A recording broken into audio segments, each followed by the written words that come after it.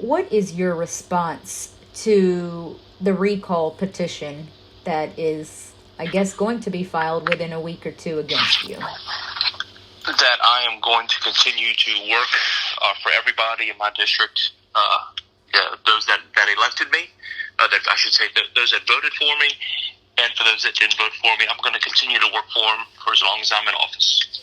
What do you say to the people who are filing this petition saying that you are not doing what they ask you to do? I cannot please everyone. I'm doing the very best job I can with the information that I have. Any more response to they're pretty upset that you voted against the parish president for the drainage board? Any response to that? I voted what I thought was right for the long term of the parish.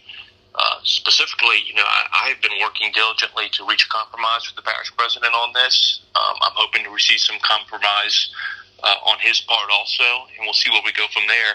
But I did what was right for the long term of the parish. Well, and some will say that that's what you may feel, but they voted you in, and that many constituents were reaching out to you asking you that we want you to change that vote or do not accept the minutes of that specific meeting.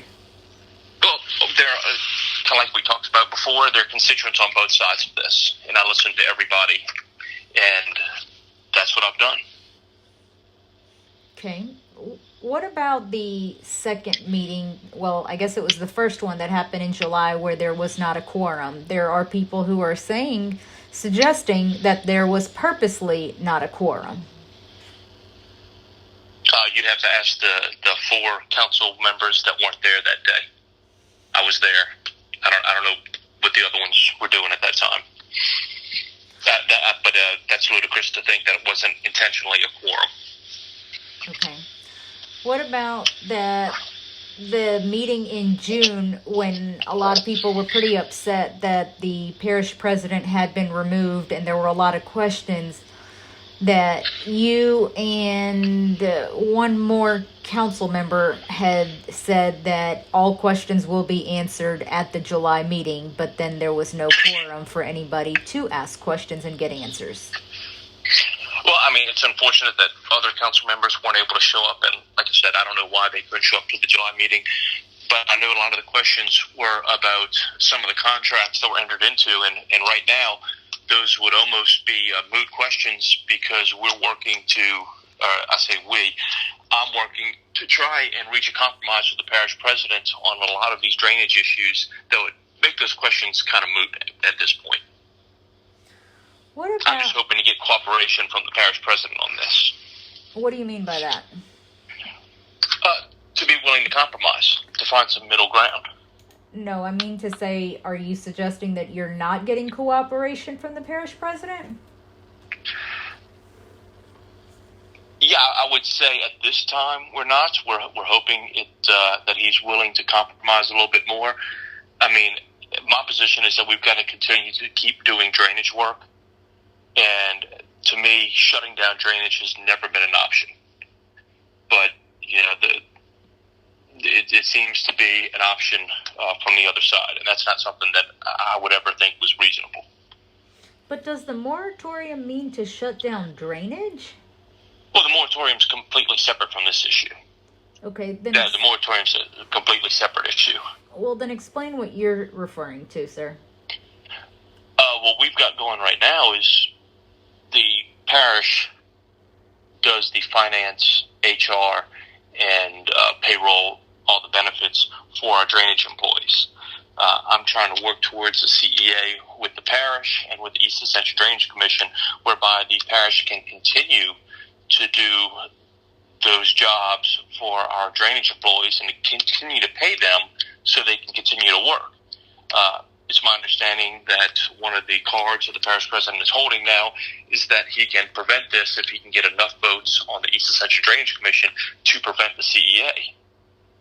I think that's totally unreasonable. I would never do anything to shut down drainage, even if it's, some sort of political stunt. I just think that's absolutely insane.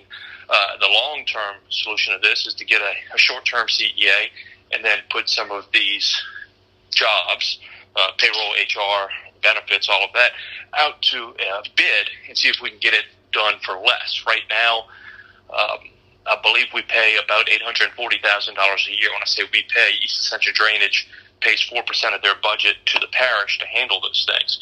I believe that we can do that work. We can bid it out, get it done for at least half that, maybe more, which would be a huge cost savings for drainage. Then we can take that money and use that to hire more crews to go out and do drainage work.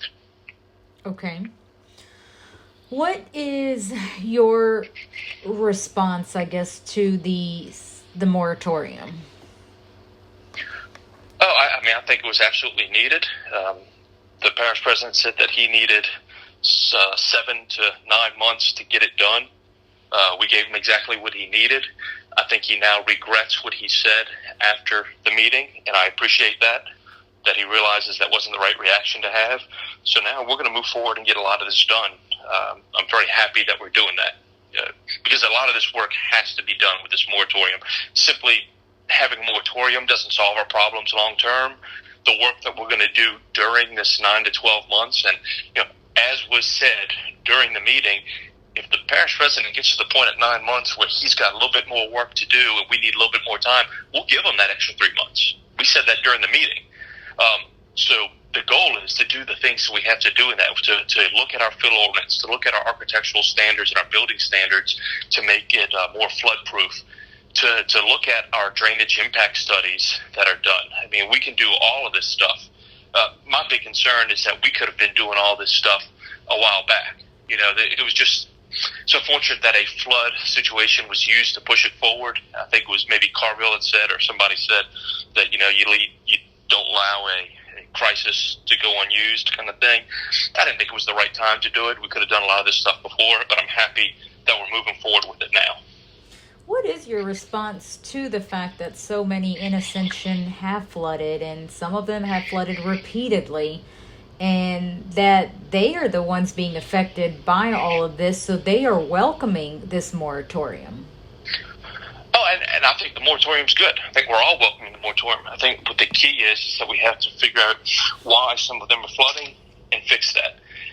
And that, one of the biggest things that we can do that we haven't done, the past 2 administrations, this one and the last one, have done a terrible job of going to get grants to raise people's houses. Livingston Parish and Jefferson Parish have been excellent about that they go out there and they find the money to get grants to raise people's houses. We have a lot of houses in this area that, hey, things have changed.